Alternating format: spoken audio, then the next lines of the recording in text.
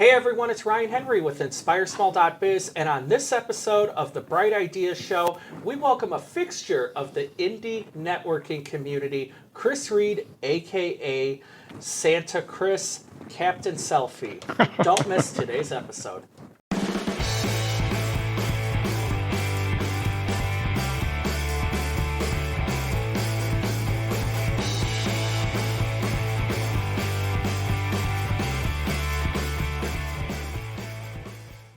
Hey everyone, welcome back to another episode of the Bright Ideas Show.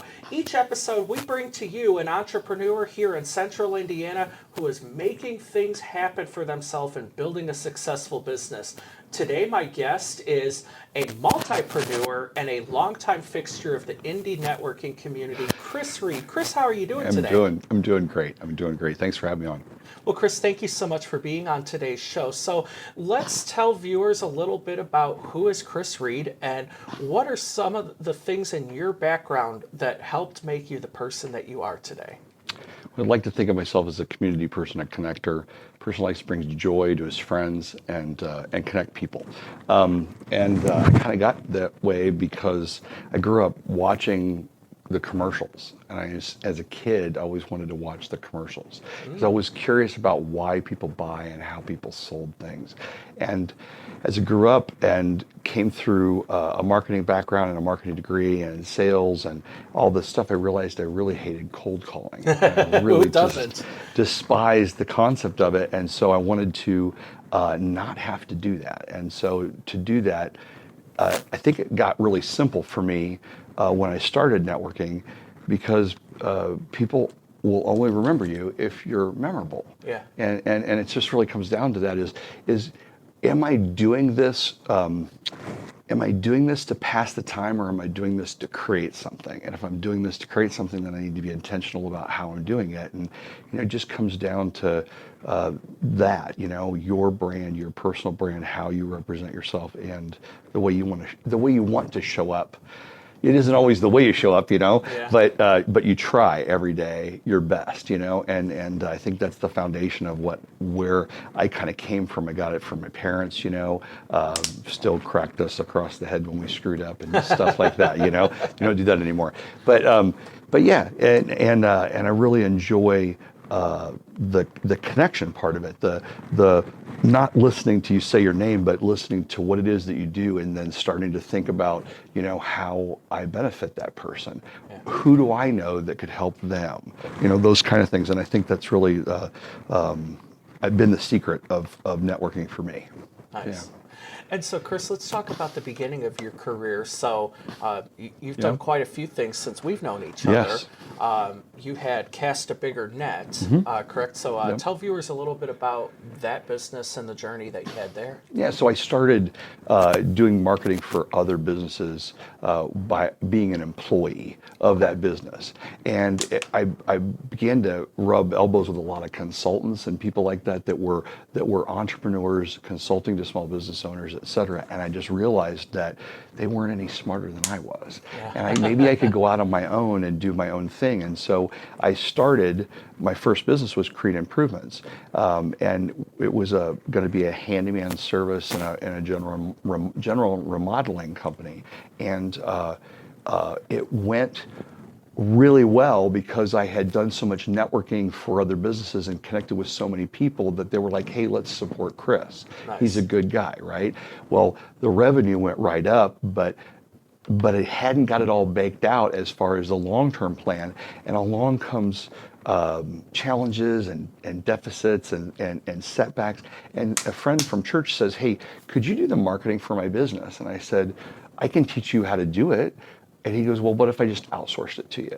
And I went, I could get a coder and a writer and a graphic designer, and we could do websites and we could do social media marketing and those kind of things for these companies and develop their voice and their brand as it would be represented digitally out there, and do the SEO work and all that stuff. And that took off. It was like And it really is general contracting for marketing of a small business, okay? It's just really about being a consultant, understanding the customer, their market, how it's sold, who buys it, how to get at those people, and so forth to attract them to that business. I loved having these conversations with you because I'm preaching to the choir. But I did that for 7 years or something like that, and ups and downs, challenges aside, I know you and I could talk about horror stories all day long for marketing of other businesses and things like that. Things done in best practice and tried and true, and then just it completely blows up in your face and stuff. I just did, and I got the opportunity through that. Is where I started Sparks, because I was an outsourced consultant to small business owners, and I wanted to surround myself with a tribe of people that were also other cogs in the wheel around serving that small business. The IT consultant, the small business banker, the CPA, all of those people that also serve as those outsourced C-level executives to a small business owner that's really starting to catch on, and that's where Sparks began. Was like I wanted a room that was comfortable, that people would want to come to. They would be inspired by the content, which would stimulate conversations, which stimulate relationships, and just give us something interesting to talk about besides another sales pitch or that kind of thing. And I think you're doing a really wonderful job of continuing to grasp that concept and getting people to. It's almost like giving them something they need and they don't know that they need it. And I almost call it the good work, because it is. It's like getting people aside of themselves for a little bit, have a couple of cocktails and a little food, and really connect with a person, and it's just different. I'm saying you don't want to do it with everyone. You want to meet everyone, and then you want to figure out I call it the 80-20 rule. Have you ever heard of it, right? Yes, I have. So you get 80% of your business from 20% of your customers, and you get 80% of your problems from 20% of your customers. Those things, right? But if you identify in networking your 20%ers, and those are the people that go after your same target market, that are going to they're going to be right there at the same sale or witness to somebody that can refer you. Those are the people I want to spend the most time with. So I want to go out and meet 100% of the people, but then I want to take 20% of them and I want to invite them to Sparks, and I want to have a longer form conversation with them. And I'm using that as an opportunity that maybe some other people that are on my team will rub a shoulder with those people at the same time and make a good impression for me, because they're making a good impression for themselves, Yeah. I don't know, man. We got, in the beginning of Sparks, the first couple of years, that group of about 12 people got so tight that we had 3 or 4 other networking events that we teamed up in 3s and 4s and went out to and invited people back to Sparks, and it really worked out. It was fun. So, Nice. Yeah. And so, Chris, let's talk a little bit about what it takes to create a good environment in an event, because you certainly had one with Sparks pre-COVID. Yeah. We're finding out now, as the new owners of Sparks, that it takes a lot of work to create a great community of people in the room. So let's talk a little bit about what that was for you to get that core group of people so tight and so well connected. So you have to one, spend time with them, but 2, you have to overhire them. You have to identify the 6 or 8 players, and then you're out there trying to meet their replacements. And I mean that respectfully, because they're earning a right at the partnership of it, et cetera, by showing up, by being a part of it, by extending their energy and helping other people, et cetera.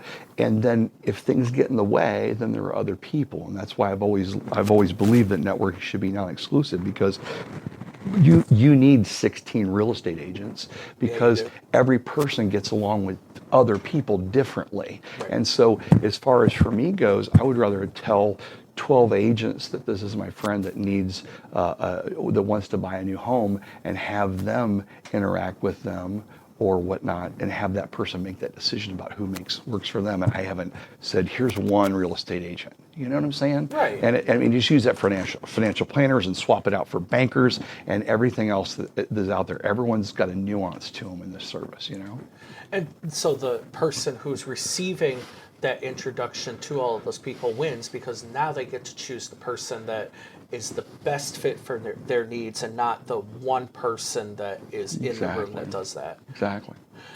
So, Chris, we're going to take a quick break here and check out a short clip recently added to the INSPIREsmall.biz website. But when we come back, we're going to talk about Creed improvements, and we're going to talk about your newest gig here where Santa is coming to your home or office. So, everyone, we'll be right back.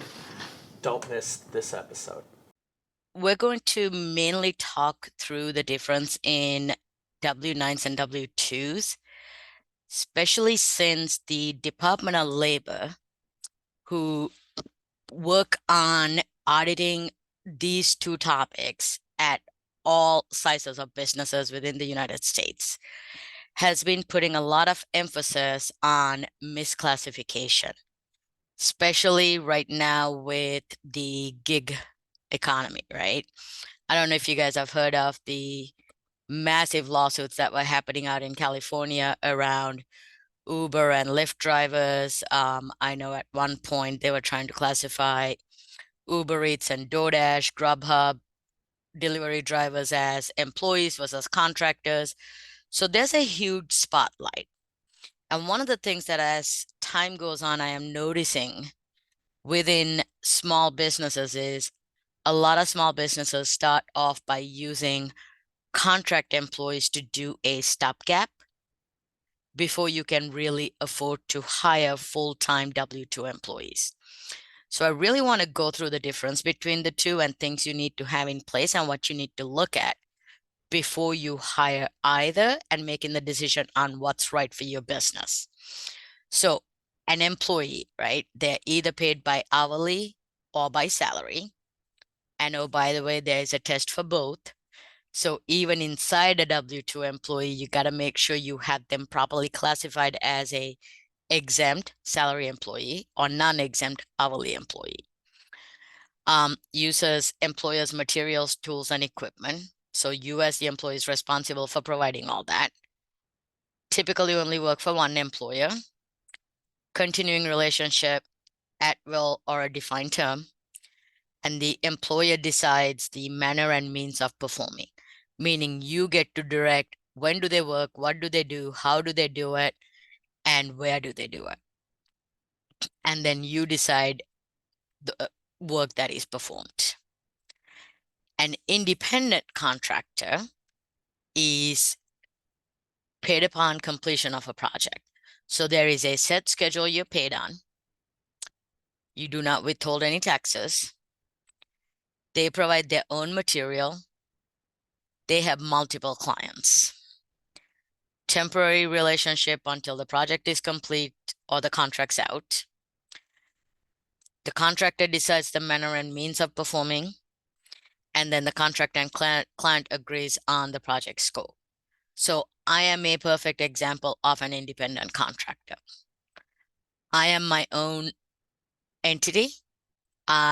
If you hire me for your company, I am not your employee. I am an independent contractor that works as a consultant that does the work that you need me to do, or we agree upon mutually, this is what is needed.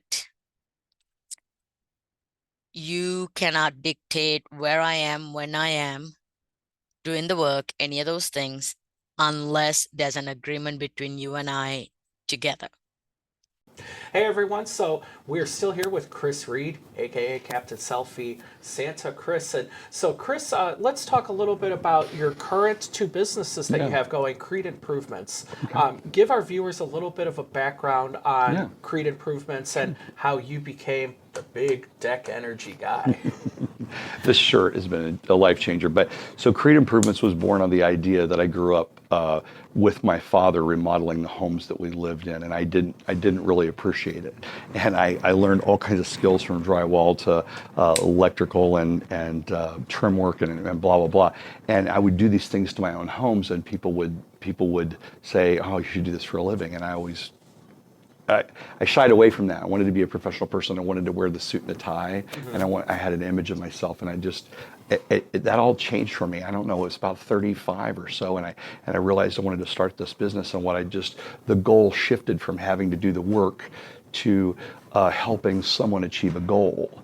And we went from fixing people's homes to decks, pergolas, and porches because I looked at my business and how it was affecting not only me, but how it was affecting other people. And when your house is broken, it's just like when your car is broken and you're a non-expert and you dread what you don't know. Yeah. And it creates a lot of negative energy. And usually most people that don't want to, that don't want their house to break, don't want to also be robbed by the person that's going to fix it, and then just actually not get it actually fixed. And there are idiots out there that try that crap. I don't know how, because it just seems like you get run out of town.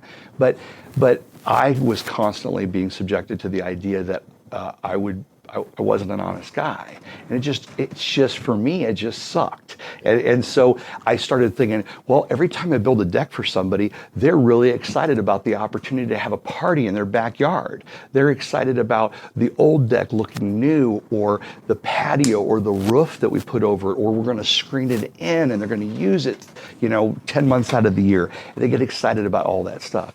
And the energy was just so much more fun. And so I was like, wow, all I have to do is say no to what I don't want. And that's the hardest trick of the whole book. Yes, it is. Is because everything about your I call it the lizard brain that saves you from all catastrophe is telling you, don't give up that business. You need every dollar. And it's like, it was hard. But as soon as I started doing that, I started getting more of what I love to do, and my guys are good at what they do, and it works. And so that's where a Big Deck Energy kind of just came out of that song, and that it was a joke on the internet, And I said, I got this T-shirt idea sent to me from a friend that it had just a handrail kind of like this. It was different, but it was kind of like this, and it just said Big Deck Energy. And I sent it to this designer friend of mine, and I said, could you take my logo and wrap it around that? And she came back with this, and I just decided I'm going with it. And I printed one T-shirt up, and I showed it to my friend. He said, "Oh my God, that's hysterical! Don't ever wear it out in public, though." And I went, You're going to wear it in public. I'm going to wear it in public. I mean, I haven't worn this shirt to church. Okay, I really haven't. I've worn my Creed brand to church, but I've not worn this to church. But I just say that anything, it's like you can say what you say that it means to you, but to me, Big Deck Energy is about how we build it, why we build it, and for who we build it, is to make sure that we maximize it, maximizing their budget, giving them the most that they can afford, and making sure that it's damn good, quality, solid built, that 100 fat guys like me can party on. I tell that to people, like, I'm standing on this deck bouncing around and going, that's how solid it has to be. And so, Chris, focusing Yeah. on decks, porches, and pergolas has led to an explosion in your business, right? Yeah, I mean, it really has, because now, so there's a thing in networking, in marketing, that anyone and anything will get you no one or nothing. And so being so specific about something, then people start to ask the question, well, isn't this like that?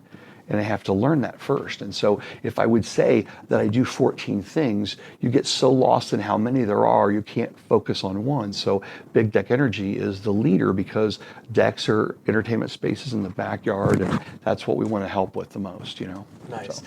And so before we get any further in this interview, make sure you tell viewers, how can they get a hold of you? Well, texting me is the easiest way at 317-626-1177. You can visit captainselfie.com, or you can go to creedimprovements.com to learn more about us. Takes you to our Facebook page, and captainselfie.com has a couple landing pages for our various endeavors. Nice. Yeah. And so, Chris, with winter coming up here in central Indiana, you also do basement work, is Yep, that correct? that's correct. A way to keep your business going during the winter? Yeah, it is, and it's also throughout the year. If we can work on it when it's raining, then it allows us to slip it into things that would delay us from projects outside. So we like to run 2 to 3 deck jobs a year at the most. Basement jobs a year at the most, because it just really works into the flow of my business a lot better, Yeah, Yeah, Yeah. nice. And so, Chris, let's talk about some of the challenges that you face in an industry that's very commonly dependent on finding the best people to go out and work on the job with you, as well as Yeah. the price of materials now in recent history. So, tell Yeah. our viewers a little bit how you've dealt with those challenges and being able to continue to still provide great work. What it really comes down to is keeping my guys busy and getting their hours so that they can cash a check at the end of the week so that they can pay their bills and take care of their families. That's the driver for me. It's like I try to tell my customers, yeah, I'm working for you, but I'm really working for my employees, my guys that get out there and do the work with me. And people look at me and say, do you ever do any of this work? And I'm going, yeah, I do this work. It's like I'm the central guy in the middle of all of it most of the time. So, finding people has been an interesting challenge because it's kind of feast or famine. Sometimes I can't find anybody, and then sometimes I have too many people for the workload that I have, and it's just a balance of all that because they don't get paid for sitting on the bench. Right. They just get paid for doing the actual work, and if you hire too many people, then each person gets less hours, and things like that. That creates the tension in the brand. But as far as the materials goes, we saw a spike through COVID and a little bit of flattening, but it's kind of like inflation. It's just everything leveled up. I've had to pay my employees more money as a result of it, and the price just becomes the price. And I mean it from a standpoint of it's like I can go back and I can pull things from 2 years ago and look at the price that I quoted then for same square footage and see that difference. But I don't focus on the analyzation of it. I focus on the now and how it's forecasted, for the next quarter. Yeah. So then making sure that you're still offering your customers a good price, but Yep. you're also not losing your ass in material and labor costs. And that's the challenge. It is because I have to be willing to walk away from business where, and it comes from knowledge to be able to sit in first meetings and say, gosh, I think this is going to be a $10,000 deck. So I'm still willing to go off and stick build it and sharpen that number up, but how do you feel about that? Because if they wanted it to be $5,000, well, I probably shouldn't waste my time spending an hour figuring it all out. And that's really what it comes down to for me is just that is to get to that point with the customer of where's your budget at and what's your mindset. I've seen so many interpretations of what finished looks like. One of those guys I met like 20 years ago before I started my business, he was so far along the curve. He would tell people, I'm not going to set an appointment up with you until you go look at my website, go through the pictures, and decide that that's the quality you'd like to see. And if you call me back after you've done that, then I'll set a meeting up with you. And he would literally hang up on people. And I thought that was the craziest mover. But man, he's doing $1 million remodels now out in Geist and stuff like that. And it's just amazing to see where he's at, But it just inspired me to be able to say, this is what it's going to take in order to do the right thing to honor the customer and give them a good product that's going to last for years and look at yourself in the mirror at the same time and pay your guys. It's a great balance. And so that helps you pre-qualify the jobs that otherwise weren't going to be worth your time. It does. I mean, because I'm sorry, you can find a Yahoo and you can manage them and deal with that circus. I had a customer of mine, I built this deck for him and he's a good friend. And he said, can you stain that deck? And I said, yeah. I said, it would take us about 3 days to do it. And here's the price. And he was like, oh man, I was really thinking I'd spend a lot less than that. And I said, I understand. It's no problem. I appreciate the opportunity. And I went to his house 3 months later and it was done. And I said, hey, how'd that go for you? He goes, oh my God. He goes, it cost me half price, but it took them like 2.5 months to get it done. And I was like, they come out and work for a day and then they disappear, or they come out and work for a few hours and they break for lunch and never come back. Oh, and I was just like, I don't know how the person doing that is making any money and how they're going to get another job off a job. You know what I'm saying? I mean, that's the lion's share of why I get any business is because we do good by our customers and people can see that work, Comes back to proof is in the pudding. So too many people out there being idiots though. Very true. And so, Chris, you brought up a really good point that every small business owner needs to know, and that is no. So tell us a little bit about how learning to say no helped your business grow. Well, I said no first of all, I said no to little jobs, and running around to set a toilet for $100 or whatever. And somebody looked at me yesterday and told me that I was crazy to charge $100 to set a toilet. But I was like, okay. But it was the first to say no to what it was that I was going to do, and then to say no to where it was, and that was really hard. I know a lot of people in Greenwood. They're friends. I don't go down there. And I make this rationalization. And that's what it came down to for me was, if I put my trailer with my graphics on it in your neighborhood for a project, it's out there for a week, maybe 2 weeks, sometimes a month. And I get 5 leads out of that neighborhood, and I close half of them. And I'm right back in that neighborhood. And I've got multiple cul-de-sacs now, of which I've done multiple jobs on, Nice. and it's it just keeps going like that. And so if I went to Greenwood, I would never get out of Greenwood, and then I would be spending an extra hour and 30 a day schlepping back and forth across town just to perform the same thing. So all I need to do is get in front of. And so then saying no to that concentrates your marketing effort to a smaller footprint as well. Suddenly you're not racing over to the Brownsburg Chamber of Commerce. Bless those people, they're really nice people, okay? And I have some friends over there. But that's not our service area. And shrinking that service area took out just a lot of stuff. And focusing on Hamilton County, I know exactly where all of my stores are for my supplies. And so when a job comes up, I'm going to make 6 trips to the store on every job. It's just going to happen, And is it across town, or is it 5 minutes away? So those kind of things just all play into that kind of stuff. So saying no, it shrunk my world, but it focused my world. And so it focuses all my marketing efforts and everything that I do to establish brand in a smaller footprint. And so and people look at me like I'm an idiot, but I parked that car in front of the Ale Emporium, and then I sit in the middle of that room and I hang out with my friends and have a really good time in the same shirt, and they put 2 and 2 together, and then they sign their check, and it's got the same brand on that pen. And it's like I'm getting like 4 or 5 touches, and I'm getting them walking out the door then just again. While they're eating their supper. And they're having their supper. They're paying to see my brand. And I'm doing it by having a really good time with my friends, and I'm entertaining them at the exact same time. I get to live my life, is what I mean like that when I say all that. But it just works because that stranger goes, I keep seeing this because they love that chicken, they love that pizza, and so there are other things that look exactly like that for me, and I want to put my efforts and my energies in those directions. So when you look at that customer that's buying that deck, he's a guy that's between 30 and 60 years old, and he's probably professional. He's probably a sports guy, or that kind of thing, and he's a beer drinker and a hellraiser and blah blah blah. And I find him in those places. Nice. And so, Chris, let's switch gears here Yeah, and talk about your newest Yes. business venture.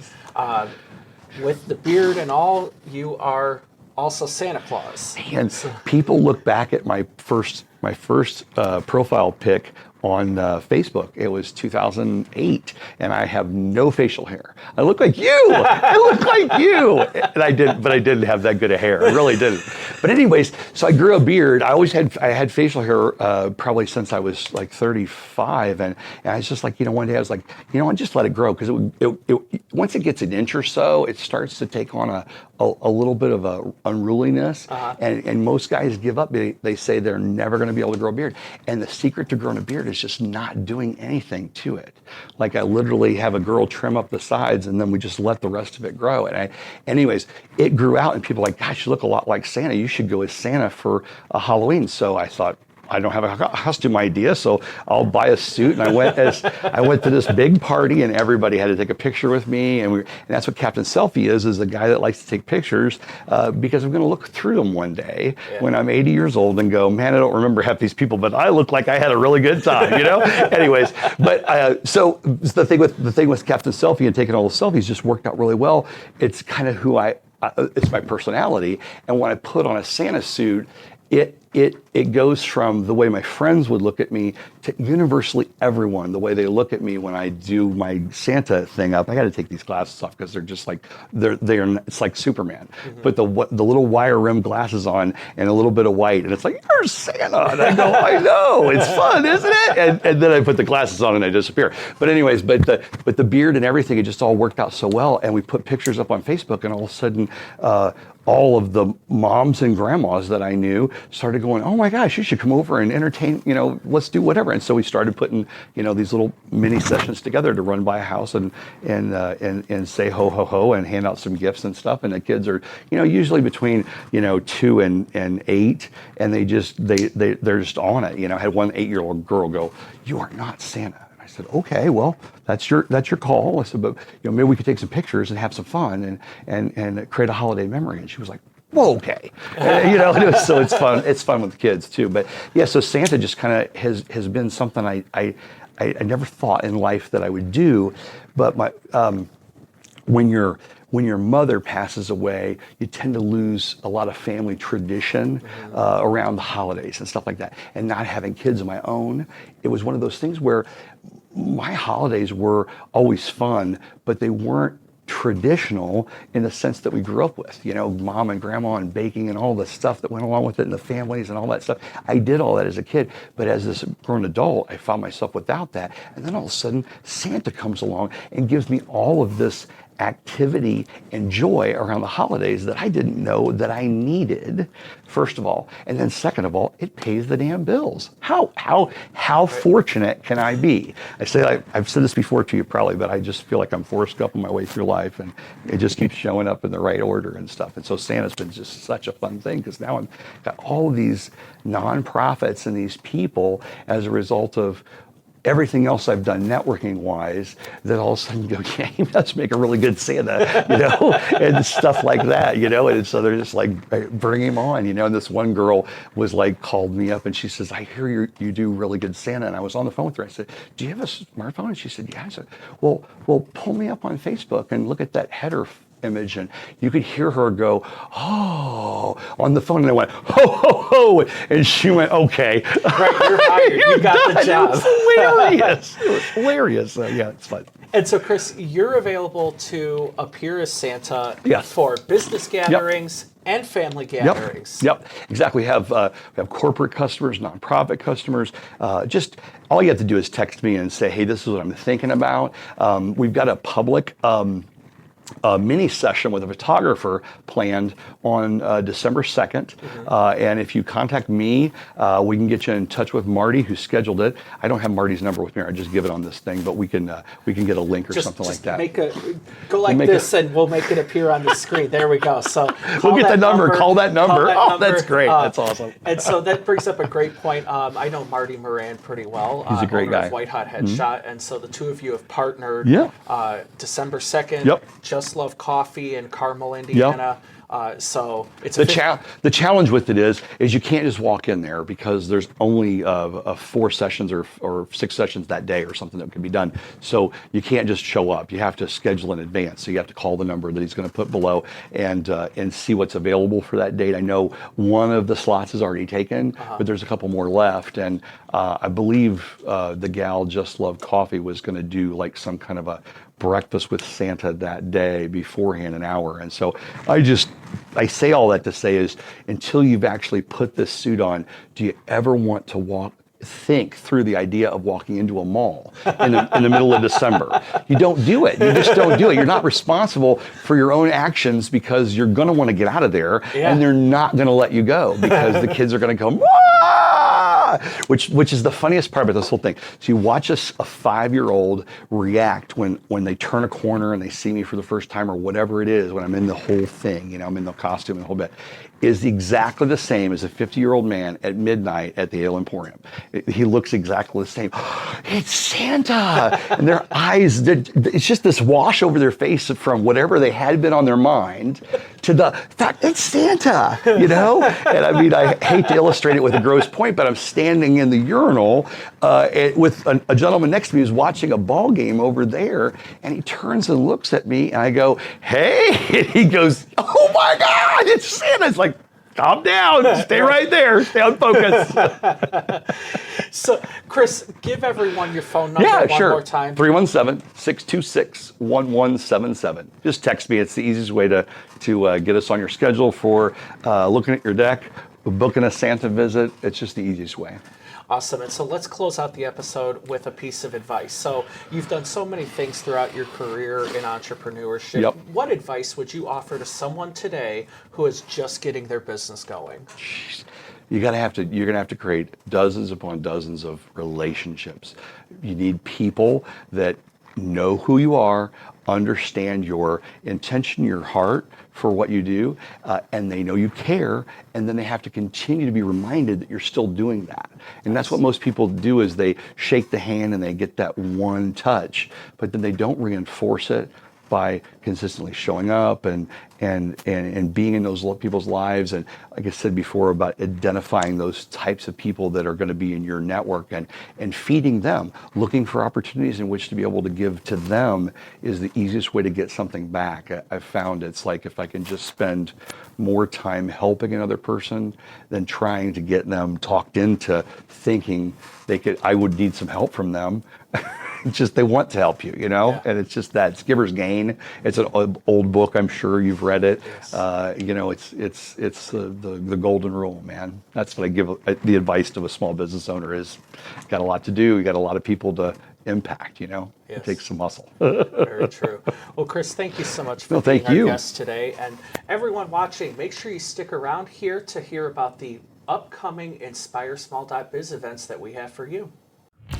Hey everyone, it's Ryan Henry with INSPIREsmall.biz, and this week we do not have any upcoming events.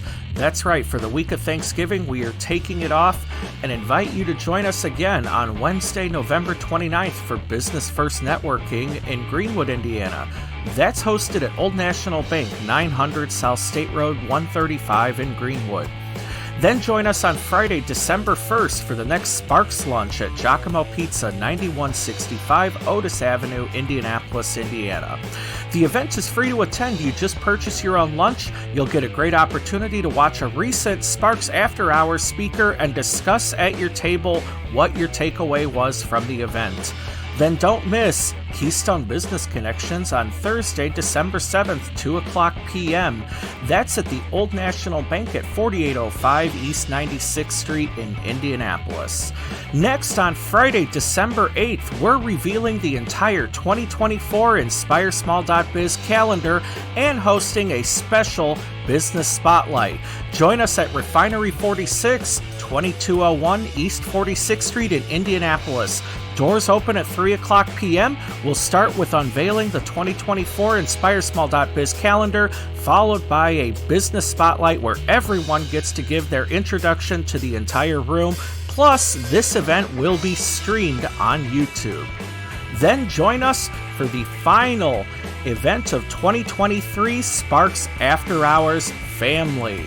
This event is happening on Wednesday, December 13th. Doors open at 5 o'clock p.m. at the Northside Events and Social Club, 2100 East 71st Street in Indianapolis.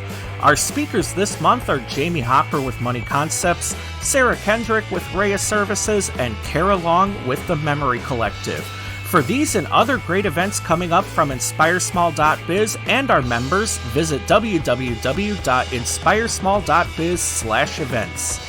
Thanks for watching this episode of The Bright Ideas Show. We'll see you next week.